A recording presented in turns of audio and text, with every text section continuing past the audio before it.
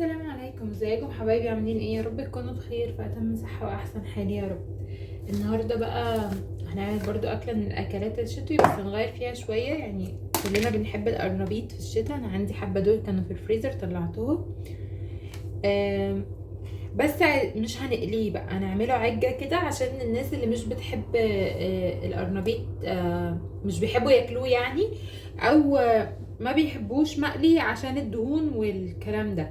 فهنعمله النهارده بطريقه لذيذه قوي، هندخل فيه خضروات وحاجات، فهتديله قيمه غذائيه، هتعلي من القيمه الغذائيه. انا معايا طماطم، 3 طماطمات كده، وقرن فلفل رومي، وتلات 4 فصوص من الثوم. والثوم مهم جدا وبيدي طعم خطير فيها. دول بصلتين مقطعاهم مكعبات صغيره. وطبعا القرنبيط الكميه صغيره دي مش كتير قوي يعني. حلو. معايا بقى 3 معالق من الدقيق، وكمان كزبره ناشفه وكمون وفلفل اسمر وبابريكا. وممكن تستبدلي البابريكا دي بشطه، او لو مش عايزه فلفل رومي ممكن برضه تستبدليه بالفلفل اللي هو الشطه. دي معلقه كبيره من البيكنج باودر، و3 بيضات، وطبعا ملح. يلا بينا نسمي الله ونبدا نحضر. بسم الله. ما تنسوش بقى تحطوا اللايك الحلو بتاعكم، وكمان لو اول مره تشوفوني تعملوا سبسكرايب للقناه. بصوا، هو اصلا احنا كنا سالقينه، يعني احنا ده بتاع السنه دي، يعني احنا مش مفرزينه بقالنا فتره، ده قريب جدا مفرزينه. وانا كنت مقطعاه كل ثمره صغننه كده لوحدها. حلو. هبتدي بقى اقطعه صغير خالص عشان يدخل في العجه، يكون شكله اي ظريف يعني.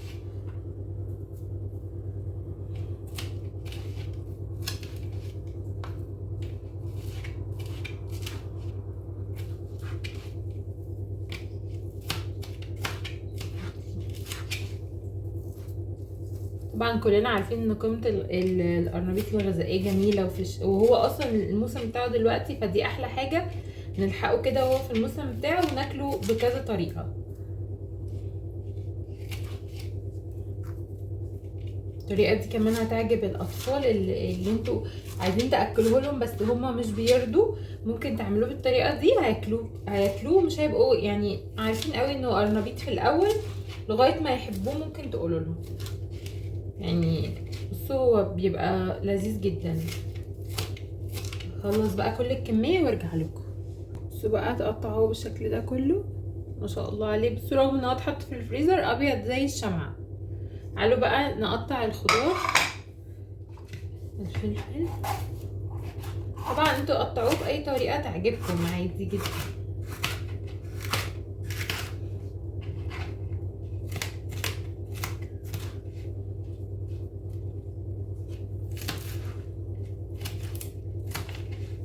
مش عايزاه كبير قوي بس.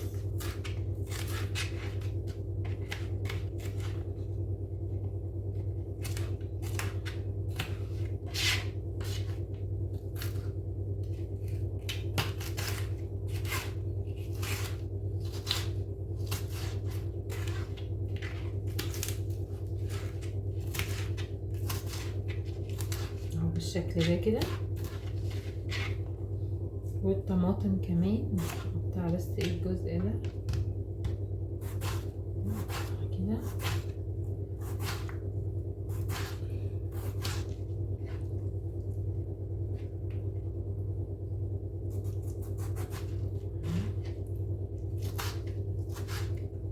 مكعبات كده صغيره، يعني مش صغيره قوي مش كبيره قوي، كويسه يعني. بس كده اكمل بقى بقيه الطماطم ونبدا مع بعض. نجيب بقى حله كده نحط فيها حبه زيت،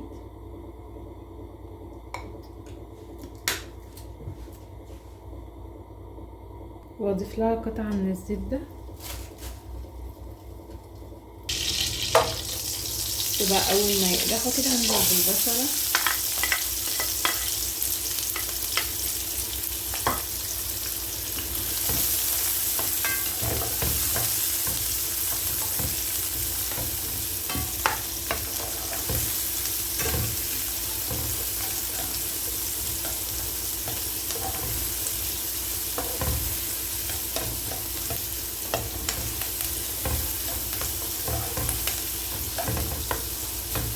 عايزاها بس ايه تدبل كده شويه.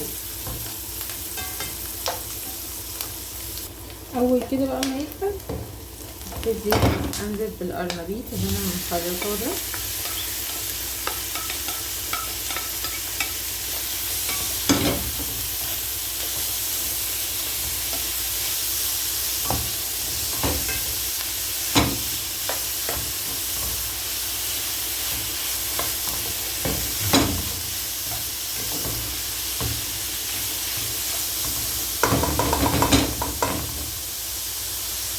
التوابل القمر بتاعتي دي اهي.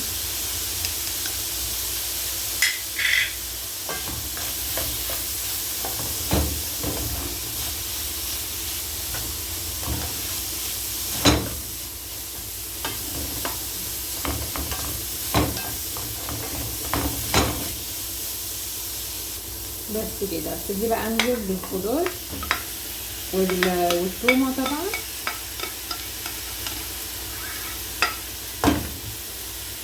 ومش عايزه اطول على الخضار على النار كده، يعني هو تشويحه كده. انا مش عايزه الخضار يطرى قوي معايا او الكلام ده.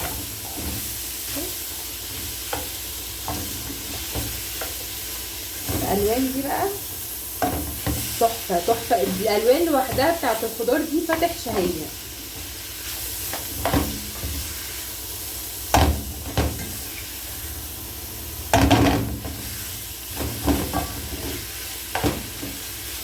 بس كده هبتدي بقى اطفي عليها واسيبها تبرد خالص واحضر الخلطه بتاعتها. يلا بينا يلا بينا بقى نعمل الخليط اللي هيمسك لي كل الخضار يعني اللي هيبقى اساسي العجه، ولا هيديها قوام كده ويبقى تحفه. بس انا هستقل لكم على الخضره في الاول. عندي خضره برضو فروزن كده طلعتها، بقدونس وكزبره وشبت، بس الشبت نسبه قليله عن البقدونس والكزبره. يلا بسم الله. نحط البيض اول حاجه.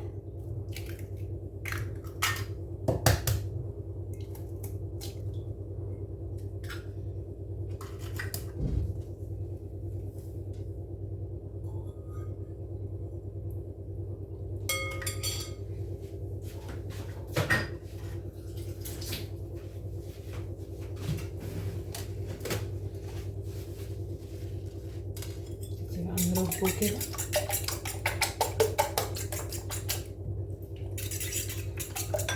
نفس البهارات اللي حطيناها هناك هنحطها هنا، بابريكا وفلفل اسمر كزبره ناشفه وحبه كمون.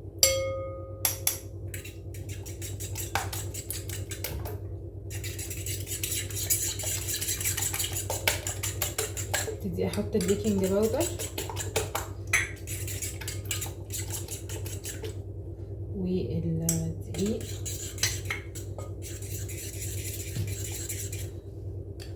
وحبة من الملح. كده هجيب مضرب هو قوامه تقيل شوية، بس لازم ايه ما يبقاش في حاجة مكلكعة كده، فتضربيه بالمضرب كويس جدا عشان الدقيق والبيكنج باودر واي حاجة باودر نزلت، كمان البهارات كل ده لازم تخلطيه مع بعض لغاية ما يبقى بالشكل ده. بصوا مفيهوش اي حاجة خالص مكلكعة او الكلام ده، ودي خطوة مهمة يعني. بس هبتدي اضيف كمان عليه الخضرة.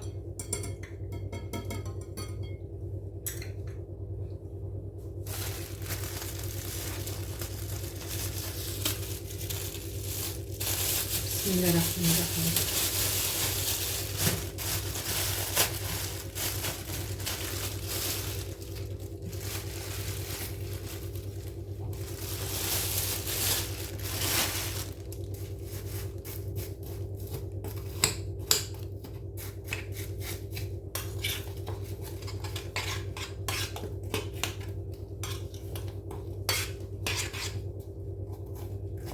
طبعا هي محتاجة بس تفك، احنا كده كده هنسيبها لغاية الخليط اللي عملناه على النار ده لازم يكون بارد جدا جدا جدا، يعني ما فيهوش اصلا سخونيه خالص.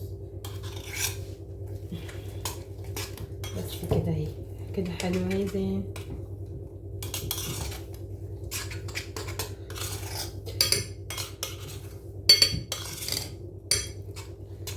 كده، خطيره.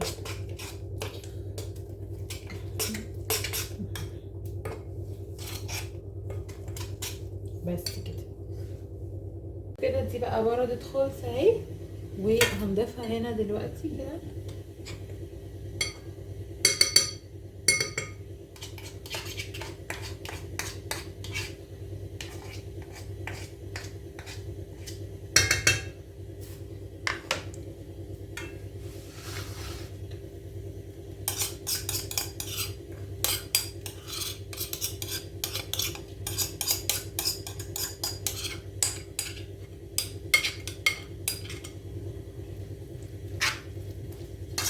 نسمي الله ونقلبها كلها في بعض كويس كده.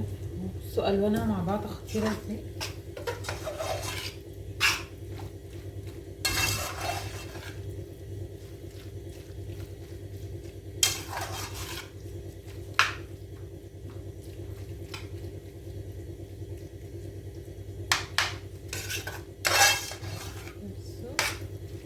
تحفه. بصوا هي كده مش ماسكه، هي سايله وحلوه. لو ماسكه معاكي بقى ممكن تزودي لها بيض، لكن هي كده بالمقادير دي هتبقى بالظبط حلو. يلا بينا، يلا نسمي الله بقى. وفي هنا ده مدهون زيت، ابتدي انزل بيها كده. يا جماعه ريحتها حلوه قوي من قبل ما تتحط في الفرن.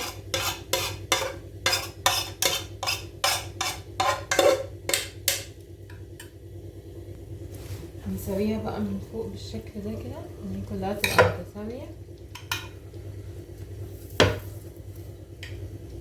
بصوا في ناس بتضيف لها لبن، بس هتقلب معاكم كيكه قرنبيط، مش هتبقى عجه، يعني مش هتبقى لطيفه كده، الطف بكتير جدا. ولو اخدتوا بالكم القرنبيط مش فرماه خالص، لا هو قطع صغيره قوي، يعني الثمرات كده مفرفته كده، يعني تطلع معاكي ثمره برضو قرنبيط، والخضار هنا ما هريناهوش او كده، فهتبقى لذيذه قوي ان شاء الله. يلا بينا ندخلها الفرن بقى. طبعا هندخلها الفرن سخن مسبقا على درجه حراره مثلا 180، الشبكه في النص. يلا بقى ندخلها. بصوا كده بقى اهي بعد ما خلصت خالص، بصوا ما شاء الله. بنختبرها بقى زي الكيك بالستيك بتاع الشيش، ونحطه فيها من كل بقى حته عشان نعرف ان هي كلها استوت ومفيش عجين في الستيك. هنسلكها، هنبتدي بقى نقطعها، نسمي الله كده.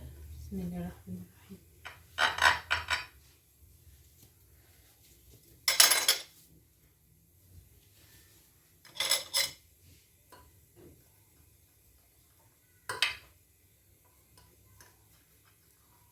خطيره. بصوا هي اصلا نفشت وبقت جميله جدا، ريحتها جميله بصراحه.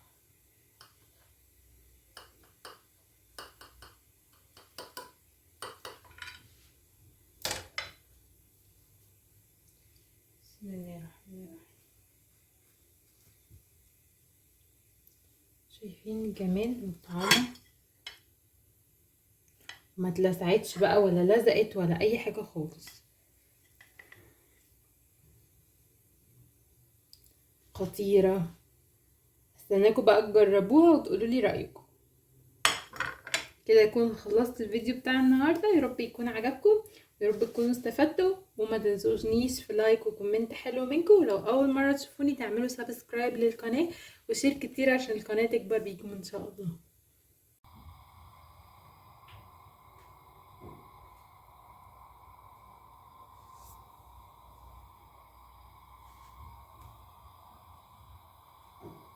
خطيره يا جماعه، احلى حاجه.